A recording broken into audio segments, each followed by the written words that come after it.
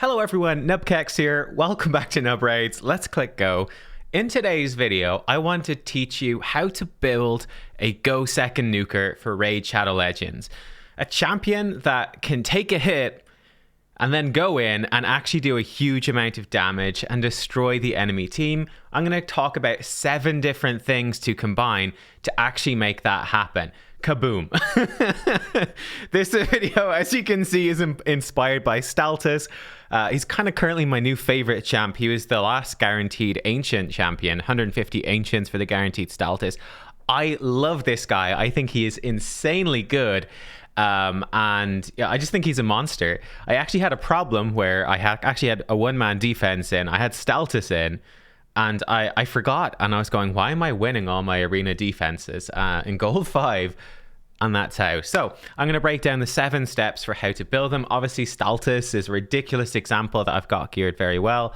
But, you know, in terms of as well, let's say the new champ Rhonda, when you guys get her, could she be worth building as a go second nuker? Well, let's find out together, step by step. So let's do this, guys. Let's do this. So what are the 7 different steps? Let's put them in. 1, 2, 3, 4, 5, 6, 7.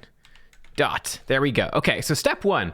Step 1 is something that is small, not that effective. We're going to go basically in terms of order, in terms of how much it matters. Step 1 is Affinity. This is something that is, again, it's small. On its own, it's not going to do too much, but it can make a big difference. But Void Affinity has no defensive benefits at all. Everyone has the same crit chance against you. But when you come into the other affinities, they have both weak and strong matchups, and that can really matter. I think the most famous one, probably from Arena Defense, is, well, the queen of Arena Defense, Duchess Lilitu. Because she is Spirit Affinity, Green Affinity, this makes Force Affinity, Red Affinity nukers, such as Candrafon, much weaker on attack. Why? Because that affinity benefit, that chance to weak hit, to not crit, and therefore to miss tons of damage, makes it very, very difficult to actually kill her. She tanks through, revives the team, and it can be a really big problem, right? The same thing can happen with your nukers, right? To build a go second nuker, that can make a big difference. So for example, if I'm, again, we're thinking late game arena here, if I'm attacking a team with a Prince Kymar who can remove all our buffs and sleep us, he's magic affinity, I can go in, let's go with Candrafon again, with a Candrafon as a Force Affinity nuker, and he can weak hit, and Candrafon doesn't get his buff stripped, doesn't get put to sleep. If I'm going up against, let's say, Trunda, super popular wrong faction arena nuker, if I'm attacking a Trunda team, magic affinity nuker, I can put in my Force Affinity champions, and that affinity will give us an advantage. So it's definitely not something to sleep on. This is something that you cannot use to your advantage on defense, really. It's going to be difficult, though you can certainly build your team around it, but this is more something for offense if you're going to use your go second team on offense, which is really good strategy. Step number 2 then. Tanky stats. Pretty straightforward here. These are going to help, but not do enough on their own. What do we mean by tanky stats? Well, I think Rhonda is a good example. We look at Rhonda as, again, the new nuker everyone's going to get. About 15,000 HP, about 1,000 defense. That's not a whole lot, right? If we jump over to my example of Staltus coming in with 21,000 almost HP and 14,000 defense, this guy is a tanky boss, right? I think a very good budget option of a defensive nuker in this sense would be Magnar, a HP based nuker coming in with almost 21k HP and 1000 defense or so. These defensive stats, these come together and they definitely help. It's not going to do, again, enough on its own. This is only number 2. It's one of the weaker things, but it is something to watch out for. These tanky stats, especially HP, can let you live. Magnar doubly so, because as a HP-based champion, you're going to be building his HP high to hit harder. With Staltus as a defensive nuker, you're going to be building his defense high to hit harder. So by building him to hit harder, because their damage scales on this, they're going to do more. If we jump back to Rhonda here, Rhonda scales off of attack, right? Off of attack. So in terms of tanky stats, she's going to be lacking there. Now where she doesn't lack though, for example, is when we come to number 3. Number 3 on my list is a survivability passive. This is a passive ability that helps a champion to stay alive. This can be very, very impactful. If we look at Rhonda, she definitely has a really good one. A shield at the start of a round. equal for 2 turns equal to 40% of their max HP. Now, you're not going to be building your max HP super high, but nonetheless, this shield will help her to survive. Staltis has this as well, guys. Decreased defense, weaken, or poisons, he's going to reflect them back against the attacker. Particularly strong because he cannot get decreased defense. You're going to build his defense super high. The defense also fuels his damage, so he can't have his damage reduced. He's going to be incredibly tanky, and you can't reduce that defense. It makes him ridiculously sturdy. Another very well-known example of this is, of course, Candrafon with his passive. So whenever an enemy has their turn meter filled, he gets an unremovable Perfect Veil, and he receives 40% less damage while under that Perfect Veil buff, right? 40% damage reduction. That is why, part of why Candrafon is so strong on arena defense. So these passives on your champion are extremely important. They're not essential, right? I'd say another S tier defensive go second nuker we're going to look at today is Mortu Macab. His passive doesn't give him any survivability. Yes, he's got tons of health, but he doesn't have any passive survivability. So again, it's not essential, but it's really when you start to combine these things, it gets good. Now we start going, I think here we get a big boost in power, honestly. Step 4. Reaction accessories. This is a very big deal. This one it's just a massive difference.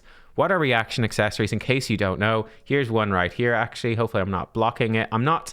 So each reaction accessory that you have gives you a 25% chance to change critical hits into normal hits when attacked before the first turn. Remember, this is a go second nuker. The enemy team is going to go. They are going to hit you before you hit back at them. Changing their crits into normal hits, this can help you survive where otherwise you wouldn't. And this has a huge effect. If you have 3 of these on a champion, you have a 75% chance to turn a crit into a normal hit. And you can see why this is so powerful. This is where, for example, I think Rhonda, this is the thing that can be a game changer for Rhonda. It's very difficult to get 3 reaction accessories, but if you do, she has that passive shield. She comes in, she's got a shield, and if she turns their crits into normal hits, likely they're not going to break through that shield, or they're going to struggle to, and suddenly she can go second and can nuke. So reaction has a massive impact. Unfortunately, how do you get reaction? The only place is through clan v clan tournaments. Winning clan v clan tournaments, they happen every 2 weeks. The more you win by, the more of those accessories you can get. But then it's random, whether they have good stats, whether they're for the right faction. I highly recommend any legendary chaos ore that you have, you would want to save for this, right? So you could save, so you could rework pieces if you wanted to for these champions. I actually just realized, for example, I should probably have an attack amulet on Lord Chazar. It doesn't hugely matter, but still something. Anyway, that's beside the point. So that's number 4. Reaction makes a huge deal, but it's really tough to get, but it's a game changer. It is.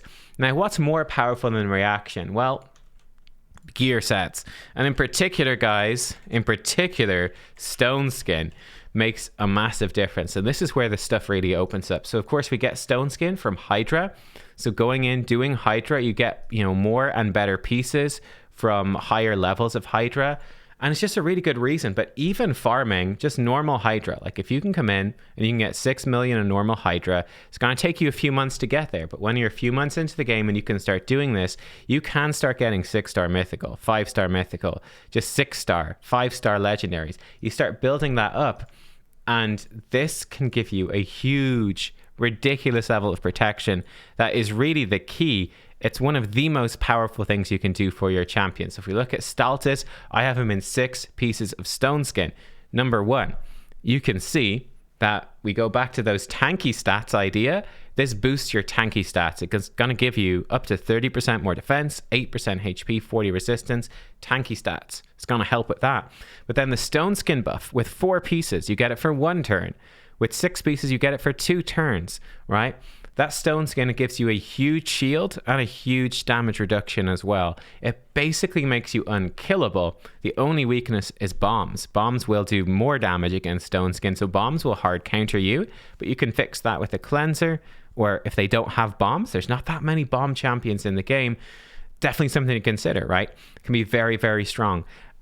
you've got a 50% chance even of blocking removals or steals, so there's a good chance the stone skin survives. This is the biggest thing probably for the individual champion to build. You can kind of guess then, if we're talking about this being the biggest for the individual, you can probably guess where we're going with point number 6, right? But this is very, very potent, very powerful. So you can see, for example, my Staltus, I don't have any reaction. In fact, for him, I'd love to get him in revenge accessories. Chance to counterattack would be ideal, but the stone skin keeps him up. Now, you don't need the full 6 piece of stone skin. For example, Canderfon, I've got him in 4 pieces of stone skin. So he's got stone skin for the first round, but then I don't want the extra defense or 2 rounds of stone skin on Canderfon necessarily, because his damage scales off of attack, right? He's an attack-based damage either. The extra defense, not really going to help me. His base defense is 900. It's very low. Not really going to help. The extra round of stone skin, I decided not to use it because he gets an extra turn with his A2. So with that extra turn, I figured he'd just outrun the second turn of stone skin anyway, presuming he kills somebody. So I actually opted for crit damage there and to save my good stone skin pieces for other champions that can use them as well. So it sort of depends on the champion. It's up to you. Again, if we go back to that Rhonda example, I do think that Rhonda could be a good champion to put in 4 pieces of stone skin. You let the stone skin protect her round 1. You ensure that she gets this 30% damage boost, keep her alive round 1, and then her shield could protect her for round 2. So that is definitely something you can consider, but we'll come back to point 7 where there's definitely a point against it. Point 6 first, let's cover that. Point 6, even more powerful than gear sets, potentially, is team support, right? These are the other champions you put with them. The reason I say this is number 6 is because, well, arguably the best defense champion in the game right now is Nekret the Great, right? At the start of the fight, where is it? Is it this one? Yeah, at the start of every round, he puts out block debuffs, strengthen, 50% ally protection on the ally with the lowest max HP, and the ally protection can't be removed. Whenever they're hit with ally protection, gives them a shield for 30% of his max HP. You build his max HP really high, he gives them a huge shield, etc., etc. We all kind of know about Nekret as being sort of the best example, but he can come in, and I could, for example, one very common combination right now is we go in with a Baron, we build Baron with none of the above, right? Baron goes in, no affinity real benefit, he doesn't have tanky stats, he doesn't have a survivability passive, we don't need to put reaction on him, though it might be advisable, but you don't need it. We can just put him in savage gear or lethal. We don't build any stone skin or anything like that. And we just leave him go in. And Nekret is so strong that Baron can just go in and survive anyway, right? Nekret's on another level. There's other champions like this as well, though. So again, the Duchess is very strong with this because of her passive. 25% less damage from AoE attacks. Another very, very classic example of this is another Void Legendary's Ursaga. Comes in, decreases the damage all allies receive from critical hits by 30%, right? In terms of epic champions, we've got some good ones in epics as well, so don't entirely despair. For example, Sandlash Survivor puts ally protection on allies whenever any ally's HP drops below 50%. So she can basically block half of the damage to your nuker if it works out well. That's pretty cool. In Undead Hordes, for example, a different sort of one, Vogoth, very famous for this. Whenever he's attacked, he heals all allies by 50% of the damage received. So long as your nuker doesn't get killed in one hit, Vogoth can actually heal them back up and help them survive that hit, and they survive to go second, okay? So that stuff can have a huge impact, massive impact. You could potentially, like I said, with something like Nekret, you can ignore all of the above. So it's sort of up to you. And then number 7, I put this in a sort of a bonus one. I put it in it, but threat I think is important, right? Because this is something just to bear in mind. I hinted at this when we were talking about Rhonda.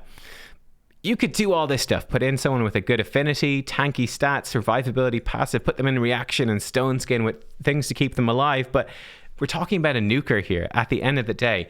If they don't have a way to kill somebody, if they're not a real threat, then it doesn't matter if they survive. They still have to kill somebody. And this can be definitely a bit of a trade-off, right? It can be a trade-off. So, for example, With Baron, you could put Baron in Stone Skin, but he's gonna do a lot more damage if he's in Savage. You're gonna lose a lot of damage, right? Because he's ignoring 50% defense. Helm Smasher's a 50-50 to ignore another 25%. You put him in Savage and he's gonna ignore 100%. And there's a very big difference between ignoring 100% and 75% of defense, because basically the less defense you have, the more powerful defense is. So that can make a big difference. Is it worth it or not? It sort of depends. That's where, again, Staltus comes in as a shining example. By building him in Stone Skin, yes, we lose the defense ignore from Savage, but Stone Skin boosting his defense as a defense damage dealer really makes him hit harder.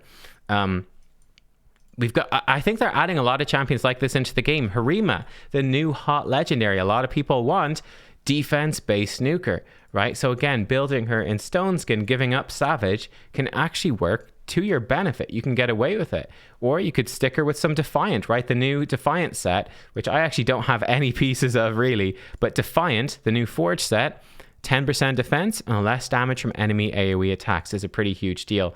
Another example of a set as well that can come into this for your HP champions too, going back to gear sets for HP champions, Bolster set. Big shield for 3 turns and heal 10% every turn, right? That big shield. You can use this both for team support. You can stick in a teammate who's got a bolster set on, right? I'm going to give a big protected shield that can help your champion stay alive. This can also work well on HP champions. So again, one of the new champions, Samson, who's a HP-based damage dealer, can work really well in a bolster set. You're going to lose some damage, but you're going to give him a big protected shield that can help him go second, and he might just hit hard enough anyway. Or again, another great example of threat is that Mortu Macab, right? Mortu Macab, perfect go second defensive champion. He just tanks through in Stone Skin. He doesn't die. Every time he is hit, he has a chance to unlock his secret skill. The secret skill ignores all enemy defense, shield and block damage, and it blocks revive as well. The damage is based on HP. Perfect go second champion. In fact, let's jump in and let's see these together. Putting all of this stuff together, what's maybe the scariest sort of team in here? I mean, let me see. None of these are super scary to me. I'd say like this is like a fairly sort of typical. They've got the Kymar buff stripper, another strip with Madame. They've got Foley. Pretty scary stuff. We put this stuff together. This is one of my favorite teams right now, bringing all of this stuff together. We've got the Mortu and Staltus and Stone Skin. So we got 2 champions that are super tanky. They've got a lot of threat. They've got the gear sets protecting them. Staltus has his thing protecting him. I also have a bolster set on Hakorn. So look at that. We actually got stripped here, but this shield will hopefully protect us some. Let's see if we can make it work. We're actually going to strip their buffs from Uko to try to keep us alive. The hit comes in. We actually do have the revive blocked. Mortu's going to go down. So you can see nasty team for that go second. But luckily, Staltus comes through. And boom, Staltus cinches the win, right? They did manage to actually strip lots of the Stone Skin, but the Staltus passive, he didn't get decreased defense. He was able to tank through. Foley couldn't kill him. Affinity worked in our favor there. I don't think Foley even crit Staltus. We had the bolster shield there helping us keep alive as well. Mortu almost survived, but he did get taken down. I don't have enough reaction accessories on these champions. That would have been another huge difference, right? If I went in, if I had reaction on these champs, they would not have died. If I show you, let me show you those 4 champions just to wrap this up so you can see how I built them, what I'm trying to do. Staltus, he doesn't have reaction, but Stone Skin and his passive, you've seen him, what he can do right there. Absolutely insane. We've got 1 reaction on Uko, which was definitely helpful. If I had more reaction, I would. Again, Uko's in that full Stone Skin. We had Hakorn, Smash Lord himself in bolster. Unfortunately, I have no reaction pieces, so he did get taken down, but he can come in, team support. If he survives, he can remove all debuffs and do a huge heal, so he can help us stabilize there. Reaction pieces, I don't have any, but how good would that be? He's got that bolster set, that massive shield, because he's coming in with about 90,000 HP. So he's giving everyone, effectively, roughly speaking, about what, 25,000, 30,000, let's say, in a big shield that can't be removed. That's a lot of health, right? Again, we imagine my Staltus has 55,000 health. he's getting about half of his health as a shield from that bolster set. It all adds up. And then, yeah, we saw, unfortunately, no reaction pieces here on Mortu, but you put that stuff together and you can see how powerful that is. So there you go. And again, my tips as well, in terms of building these go second nukers, particularly to mention the stats here, speed is not something I'm building. We're going second anyway. I don't really care. I'm just trying to build as much damage as I can. Same thing with Mortu Macab. I'm not really building him with any speed. I'm looking for like 130 to 150 speed. Like, I just don't care. It's just not important.